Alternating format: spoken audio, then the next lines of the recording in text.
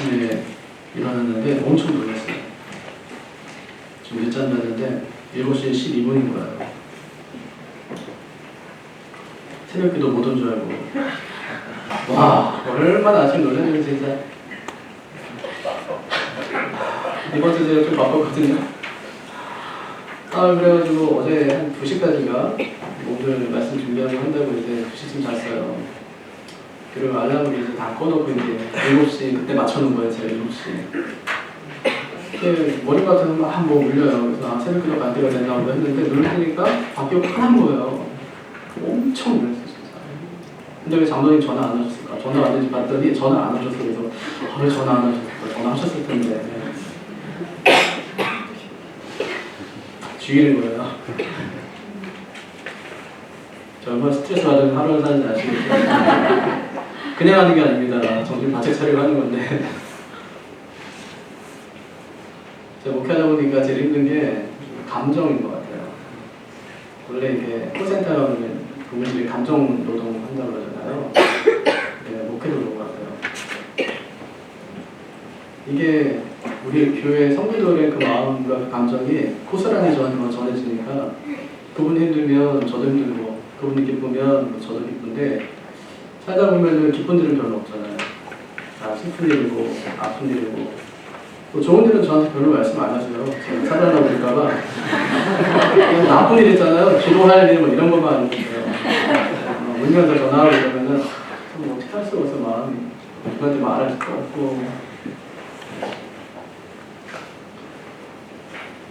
그래서 생각하잖아요. 이제 너무 오래 하면 안 된다.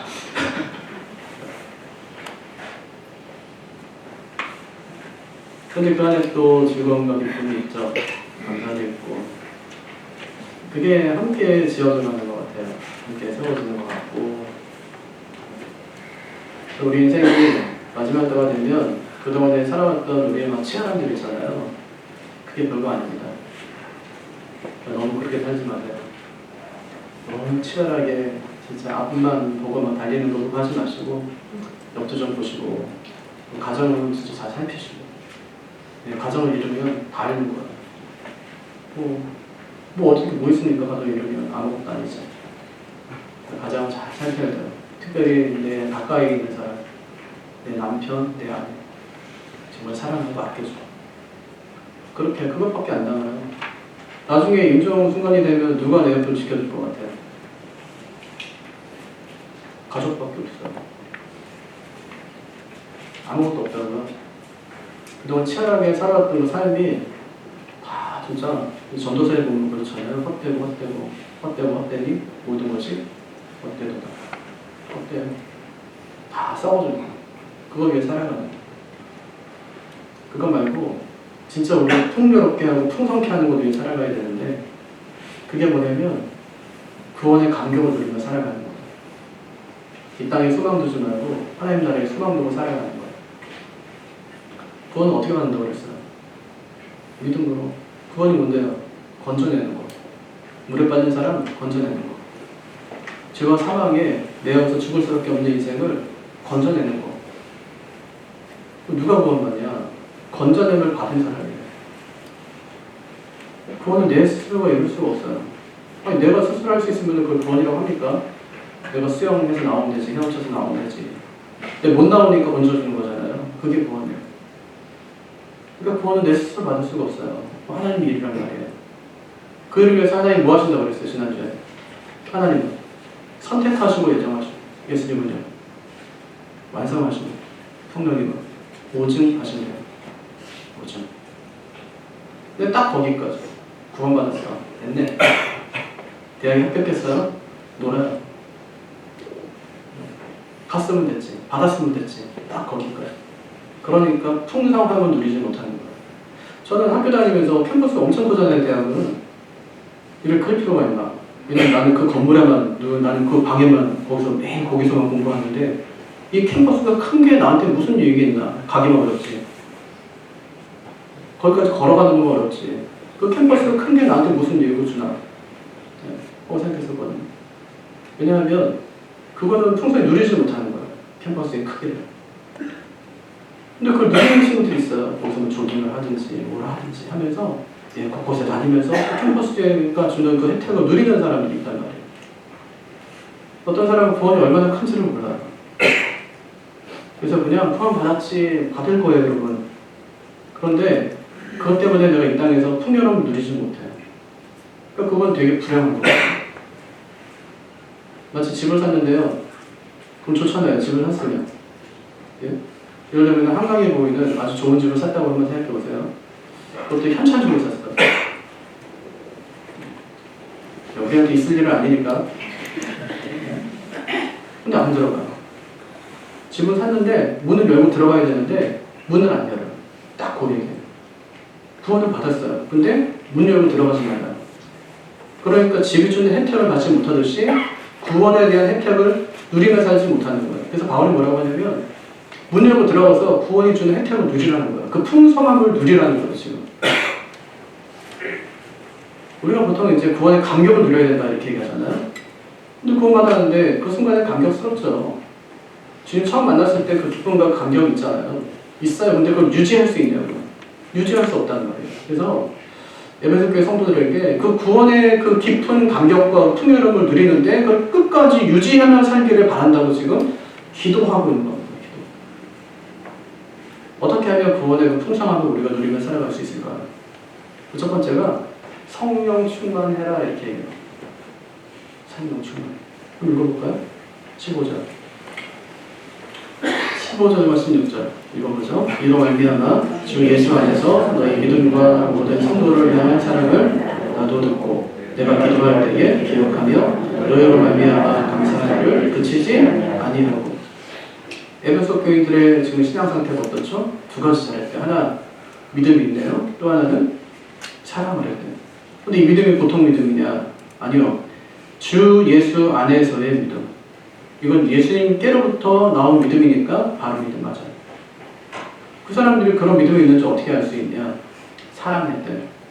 내가 좋아하는 사람만 사랑한 게 아니라 가까운 사람만 사랑한 게 아니라 모든 성도를 사랑했다 이렇게 해요. 표면적으로 볼 때는 어때요? 아, 믿음에 견고히 서 있구나 하고 생각할 수 있는 거예요. 감사할 만하죠? 근데 바울이 왜 기도할까요? 그렇긴 하지만 깊이의 부재 때문에. 깊이는 없어요. 믿음과 사랑은 있었지만 영적인 깊이, 구원의 감격, 하나님과의 친밀함은 부족했다는 거예요. 그러니까 신앙의 출발은 되게 잘했는데 뭘 못했어요? 성장과 누림은 못했다고. 그건 없어요. 나이 들지 말고 성장하셔야 돼요. 나이 1살, 2살 먹으면서 그냥 늙어가는 게 아니라 성장해야 돼요. 신앙 성장해야죠. 영적인 깊이가 더해져야죠. 우리도 그럴 수 있거든요. 예배드리고 기도하고 봉사하는데 늘 형식적이고 습관적이에요. 그러니까 봉사 딱 하고 집에 돌아가면서 아무 기쁨도 없어요. 예배 드리고 돌아가면서 아무 감동이나 감격이 없다고요. 일 마치고 집에 돌아왔는데 집에 들어가지 않는 거예요. 문 앞에 무더커니 서 있어요. 왜 그렇겠어요? 들어가기 싫은 거죠. 혹은 문제가 있는 거예요. 가정생활에 문제가 있든지 개인적인 문제가 있는 것이죠. 들어가지 않으니까 그 안에서 지금 어떤 일이 벌어지고 있는지를 아무것도 알지 못해요. 우리의 구원이 그렇다. 들어가지 않아요. 마치 이제 좋은 스마트폰을 사놓고 그 안에 있는 기능은 하나도 쓰지 않는 겁니다. 구원 받는 데서 그냥 심한 신앙생활을 끝낸 사람과 같은 거죠. 지금 안 가는 걸로 이제 만족하는 사람인 것과 마찬가지라는 말입니다. 어떻게 하면 구원의 풍성함을 누릴 수 있을까? 바울이 오늘 그 비결을 알려주는데 그 17절이에요. 어떻대요? 우리 주 예수 그리스도의 하나님 영광의 아버지께서 지혜와 계시의 영을 너희에게 주사 하나님을 알게 하시고.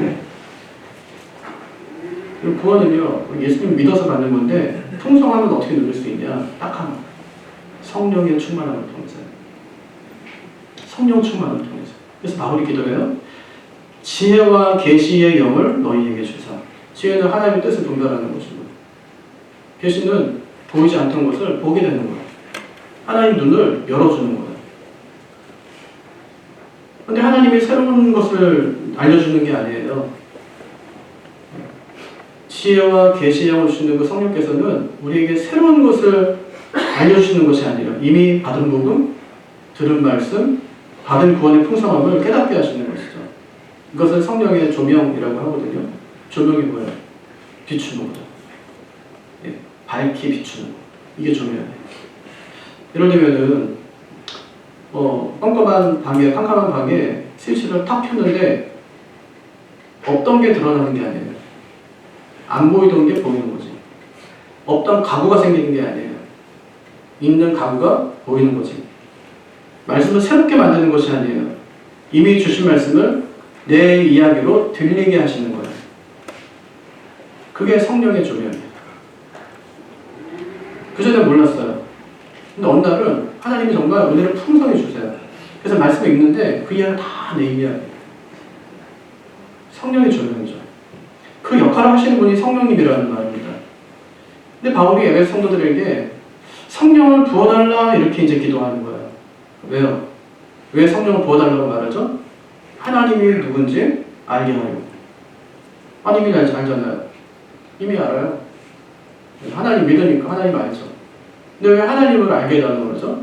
더 알게 해달라고. 은혜인데 은혜.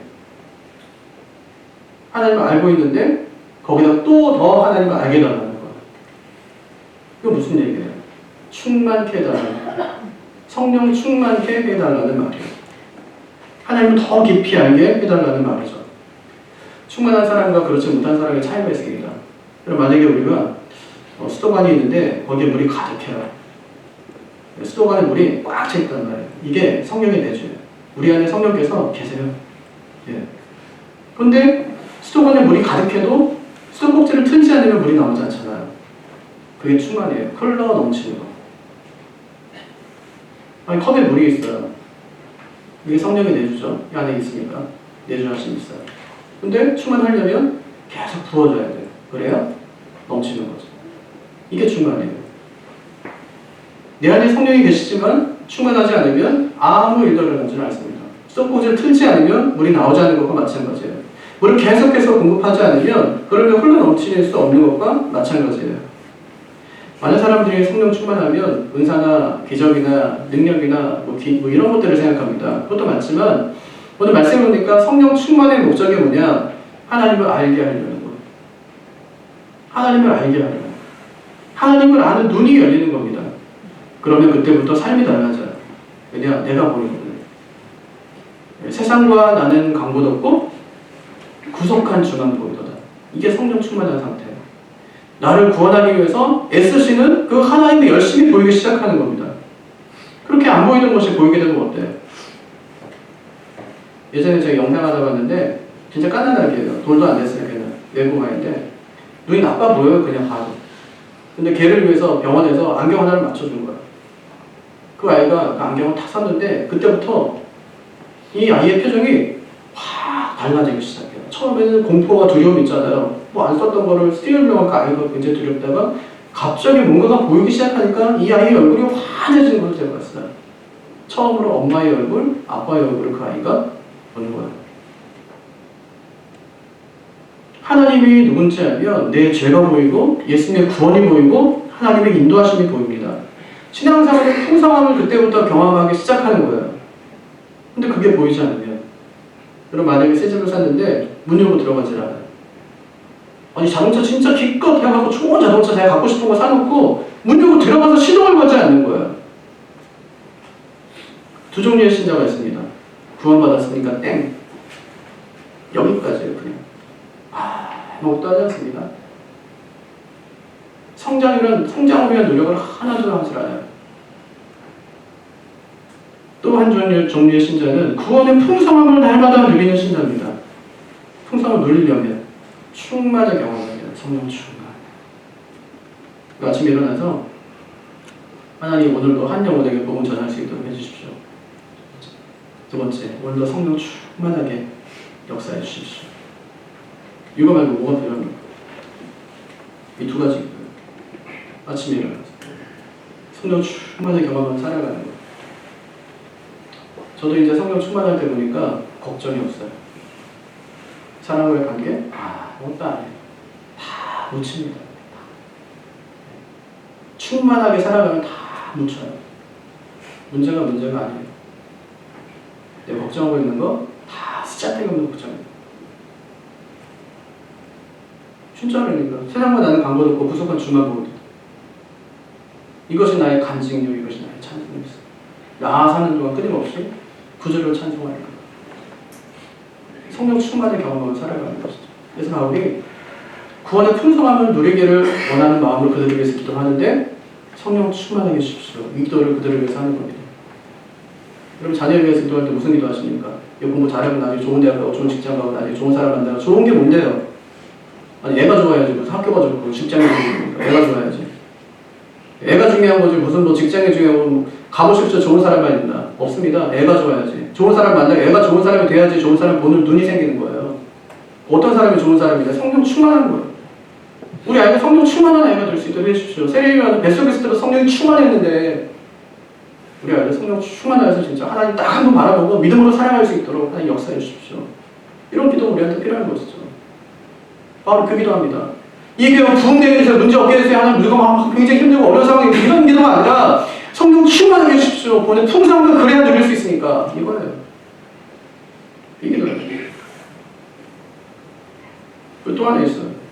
우리 안에 성령 있는데 충만하지 못하니까 우리가 누리지도 못하는 거잖아요. 또 있어요. 우리 안에 진짜 보물 같은 게 있다는 거예요. 내가 가지고 있는 진짜 보물 같은 것이 내 안에 있다는 거예요. 근데 못 봐요. 왜 못 보냐? 마음의 눈이 밝아지지 않기 때문에. 마음의 눈이 어둡기 때문에. 그래서 바울이 기도합니다. 마음의 눈을 밝혀주소서. 이렇게 18절. 같이 읽어보죠. 너희의 마음의 눈을 밝히사 그의 부르심의 소망이 무엇이며 성도 안에서 그 기업의 영광이 풍성하니 무엇이며. 우리에게는 두 가지 눈이 있어요. 하나는 육신의 눈, 또 하나는 마음의 눈이에요. 육신의 눈으로는 이 땅에 있는 거 다 보고 살아가는 거예요. 에베소 성도들이 뭘 보고 살아갔을까요? 에베소의 화려함이에요. 거기 신전이 엄청나잖아요. 막 7대 불가사의 뭐 이런 신전이 거기 있었어요. 아르테미스 신전 뭐 이런 게 있으니까. 막 대리석으로 깔린 그 도로 있잖아요. 그런 게 있었어요. 원형 목장 있고 막 이러잖아요. 겉으로 볼 때 엄청 화려한 도시를 보는 겁니다, 그들이. 마음의 눈은요, 하나님이 보이질 않아요. 영적인 어두움이죠. 우리 똑같아요. 뭘 보고 삽니까? 맨날 우리 SNS 때 해가지고 뭐 하잖아요. 누가 뭐 먹었네, 어디 갔네, 좋은 거 샀네. 보면 열받아요. 얘는 왜 이렇게 잘 누리면서 하는 거야? 공부할 때 내가 더 잘했는데 말이야. 계속. 나는 몰릴 거 없나? 몰릴 게 없어요. 내가 뭐 좋은 대학에 합격해야지 그 합격수도 올리고 하는데 올릴 게 없어. 나는 계속해서 올리는 거야. 남의 거 올리고. 성공, 뭐 성취, 뭐 돈, 집, 차 이런 건 계속.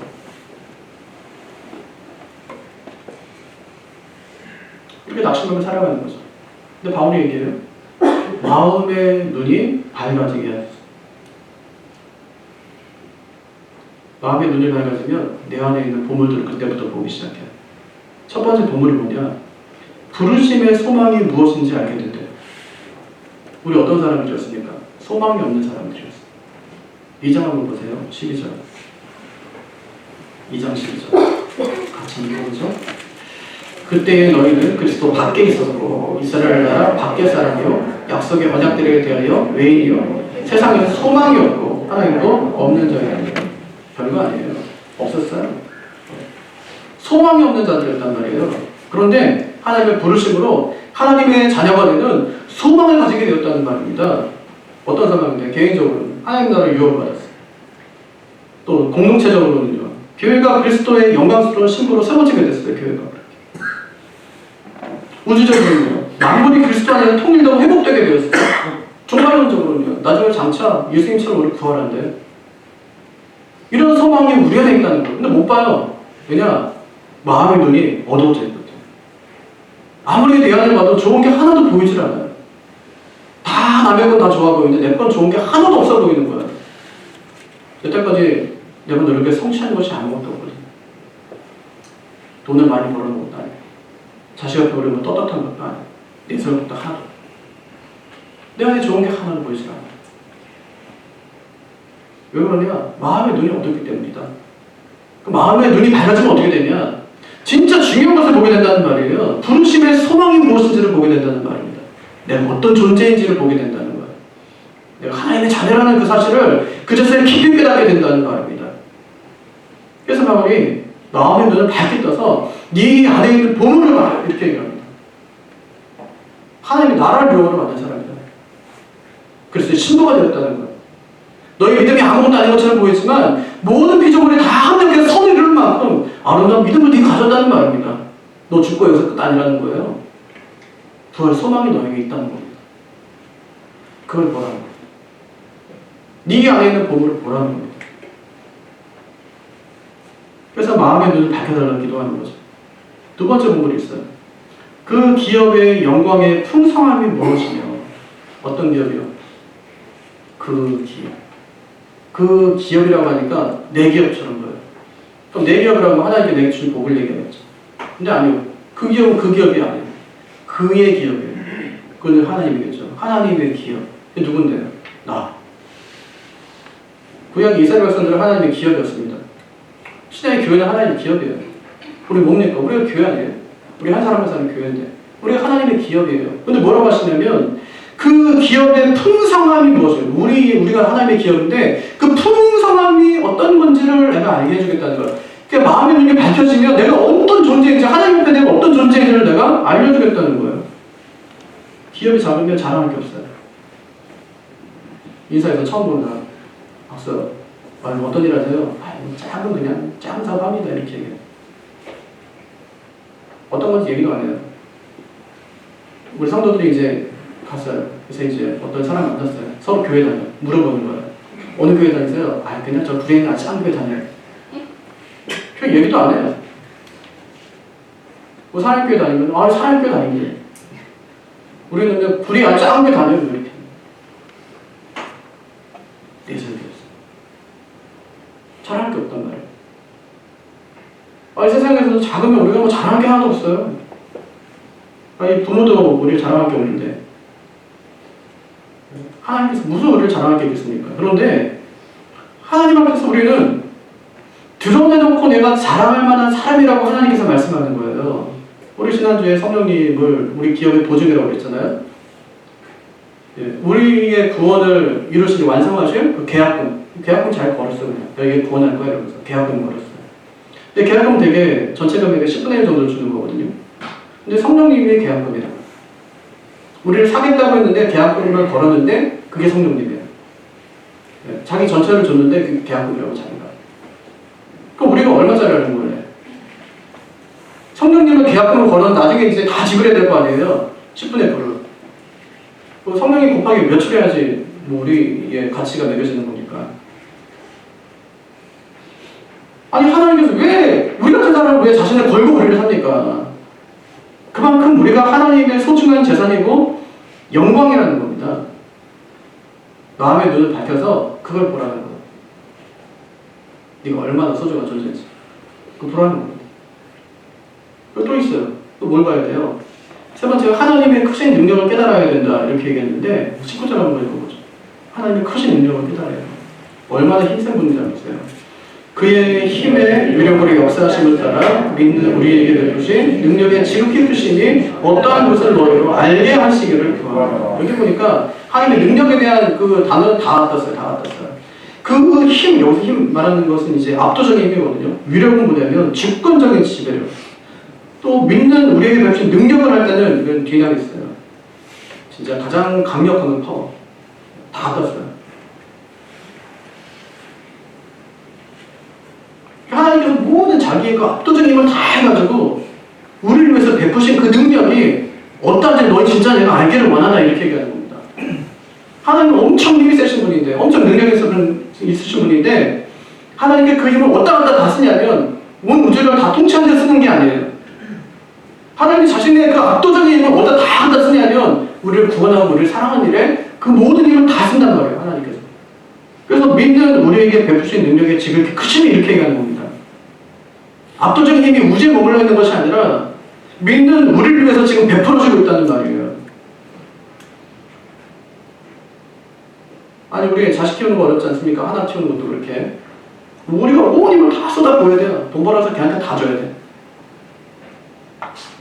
네. 그런데도 감당이 안 돼요. 그래도 감당이 안 돼요.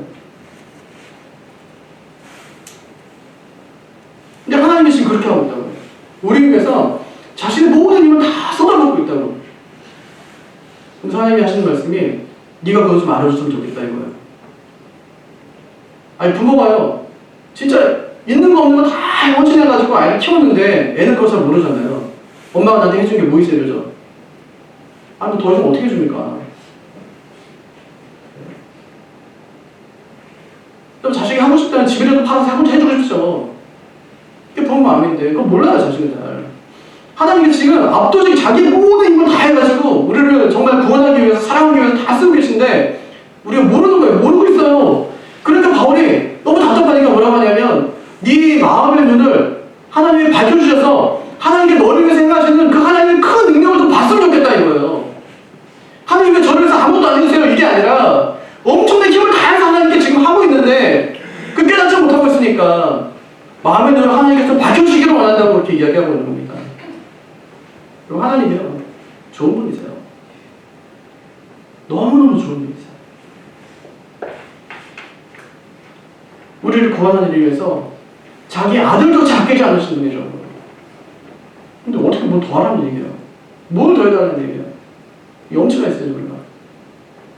아니 사람은 염치가 있어야지. 저 하나님께 뭐 해달라고 얘기를 하지 않습니다. 저는. 아니 뭐 이거 해주세요, 뭐 저를 해주세요, 이거 해주세요. 한 번도 얘기해요. 건강 한 번도 기도도 안 해요. 그거 알아서 하시겠어요. 내가 관리 잘하면 되고.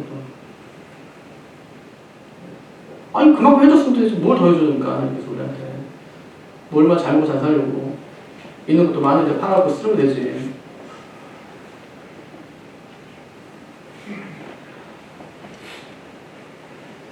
진짜 그렇게 하고 있는 하나님께서 큰 능력으로 진짜 하나님께서 그렇게 하고 있냐, 역사 속에 진짜 실제로 그런 능력이 베풀어지고 있냐. 20절이에요. 진짜 있다는 거예요. 20절 그의 능력이 그리스도 안에서 역사하사 죽은 자들 가운데서 다시 살리시고 하늘에서 자기의 오른편에 앉히사. 하나님이 자기 능력을 어떻게 썼습니까? 두 가지 위해 썼대요. 하나, 죽음의 절망을 깨트리고 예수님을 살리셨다. 또 하나, 예수님을 자기 보좌 우편에 앉히셨다. 부활과 승천. 엄청난 일. 예수님을 가장 높이는 일에 하나님이 자기 능력을 다 쏟아부으신 거예요. 우리를 구원하기 위해서. 실제로 역사 속에서 자신의 압도적인 힘이 지금 발휘됐다는 것을 말씀해주고 있는 겁니다. 그러니까 우리가 마음의 눈을 밝혀서 봐야 될 게 뭐예요? 하나님이 크신 능력으로 우리의 구원을 이루어 가신다는 것을 봐야 돼요. 구원 다른 방상이 아니라 하나님 뭐 해놓고 하나님 놀고 있겠지가 아니라 지금도 엄청난 힘을 다해서 우리의 구원을 이루고 계신다는 것을 기억해야 된다는 말입니다. 이렇게 놀라운 일이 우리 안에서 매일 벌어지고 있는 거예요.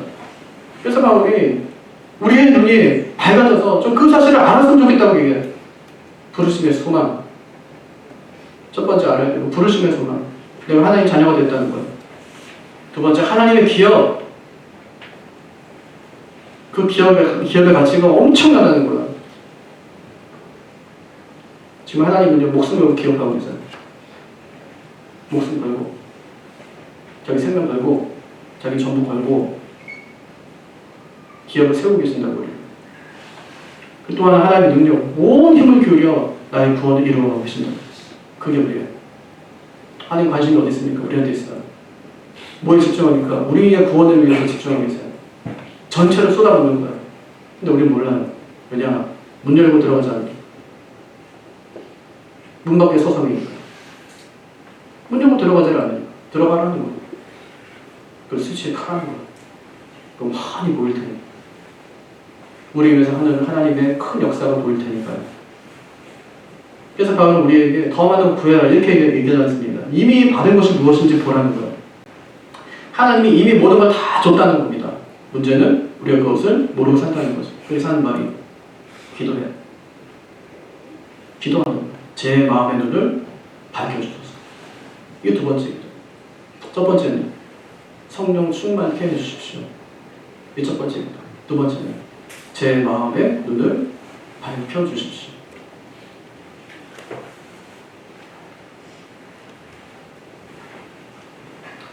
기도해야 될 많은 문제가 있겠지만 꼭 이 두 가지 기도를 놓치지 않고 하는 분들이 되시길 바랍니다. 우리는요 하나님의 모든 것이 담겨있는 존재예요. 생명도 구원도 능력도 다 우리 안에 담겨 있습니다. 그 큰 은혜를 받은 사람이니까. 받은 사람답게 믿음 안에 잘 살아갈 수 있는 우리가 되기를 주님의 이름으로 축복합니다. 네.